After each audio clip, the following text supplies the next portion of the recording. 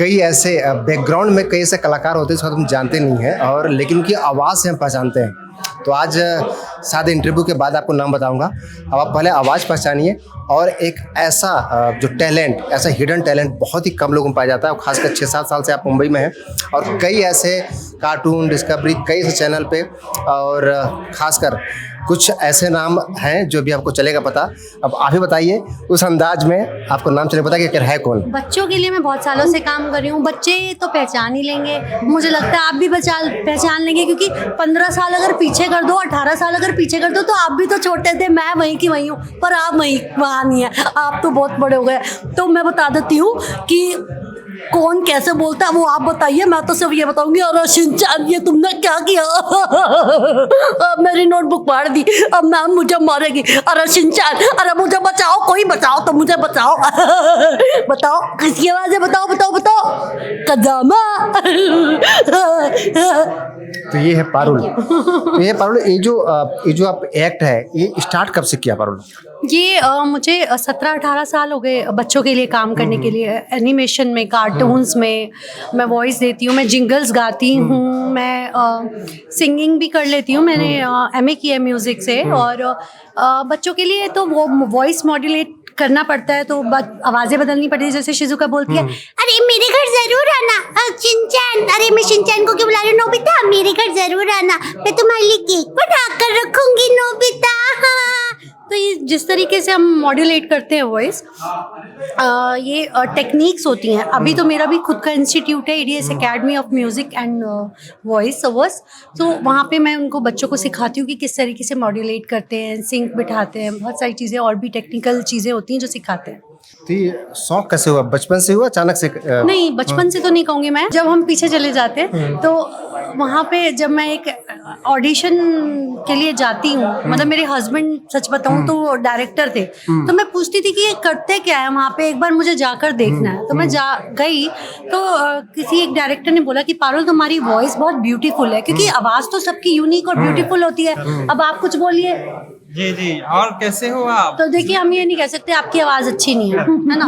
अब आप जैसे बोल रहे हैं, आप कुछ बोलिए, तो हम ये भी नहीं कह सकते भी आपकी आवाज़ भारी है या पतली। आवाज़ सबकी खूबसूरत होती है, तो उस खूबसूरत आवाज़ को कहाँ फिट कर सकते हैं, कैसे बना सकते हैं और उसको कैसे निखारा जा सकता है, आप कैसे कैसे अपनी आवाज़ को बदल सकते हैं, ये हम जो मैंने सीखा जब, तो मतलब मैंने ट्रेनिंग ली है। मेरे हस्बैंड डायरेक्टर थे, उन्होंने मुझे ट्रेन किया। काफ़ी सालों की मेहनत से मैं यहाँ तक पहुँची हूँ जहाँ आपका प्यार मिल रहा है। लेकिन बच्चे लोगों को आपने पूरा पागल कर दिया अपनी आवाज़ों से। हाँ। तो आपको लगता है कभी यदि कोई अचानक से कभी ऐसे कोई इंसिडेंट हुआ हो, अचानक से पहुंची हो और बहुत सारे बच्चे ऐसे तो हुआ है। एक बारी मैंने ऐसे ही अपने क्लास में, मैं पता थी कि भाई टीचर है, म्यूजिक टीचर, बच्चों को ये नहीं पता था कि भाई शिजुका की आवाज़ यही निकालती है। अब जब मैंने बच्चों को बता दिया कि मैं ही शिजुका हूँ तो क्या था, चढ़ गए मेरे ऊपर।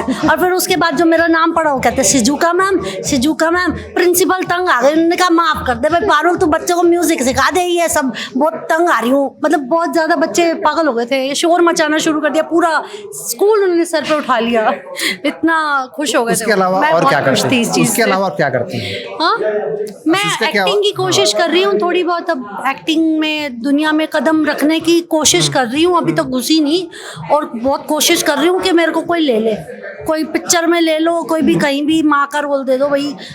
माँ का क्यों? माँ का इतनी स्मार्ट दिखती हैं आप। चलो अगर आप कहते हो तो हीरोइन का रोल भी ले लूंगी क्या करूं मैं, क्या करूं और क्या बोल सकती हूँ। उसके अलावा आप किसकी आवाज़ और निकाली है आप? मैंने शिनचैन में 4 आवाज़ें दी हैं, मसाओ, योशिनागा मैम, कसामा और हिमावारी। छोटी बेबी नहीं होती जो पैदा हुई है अभी,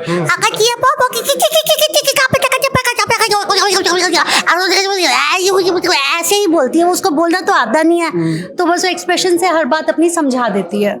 अभी अश्विन बता रहे कि आप गाती बहुत अच्छी हैं। हाँ, मैं थोड़ा बहुत गा लेती हूँ, सुना दूँ? आवाज़ दो हमको, हम खो गए, कब नींद से जागे, कब सो गए, मर जाएंगे हम मगर दूर तुमसे हो गए, आवाज़ दो हमको, हम खो गए। बहुत प्यारी, बहुत प्यारा आवाज़। और ये इसको बोलते हैं टैलेंट। और ये भारत में कहीं कितने ऐसे टैलेंट है जो शायद पीछे हैं, अब उनको बाहर आने का सकता है। तो आप लोग मीडिया से इतना दूर क्यों रहते हैं? मीडिया से मैं दूर नहीं रहती, मीडिया मुझसे दूर रहती। मैं क्या करूँ, मुझे बुला लो, कोई स्टेज पे बुला लो, दिखा दो, क्या बनाऊँ।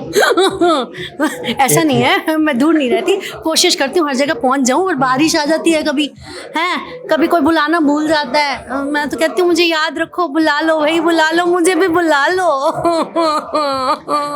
तो ये थी पारुल, जो एक कई बच्चों के बीच में इतनी फेमस है। और आने वाले समय में आपका फ्यूचर प्लान क्या है एकेडमी को लेकर? एकेडमी को लेकर मेरा फ्यूचर प्लान यही है कि जो अब आने वाले जो बच्चे हैं हमारे, जो अभी तक वो डांस, म्यूज़िक, स्केटिंग और अपने बहुत सारी चीज़ों में इन्वॉल्व हैं, पर ये यूनिक कोर्स है। अभी तो सब जान ही गए कि ऐसी भी एक दुनिया है डोरेमोन और शिनचैन के थ्रू।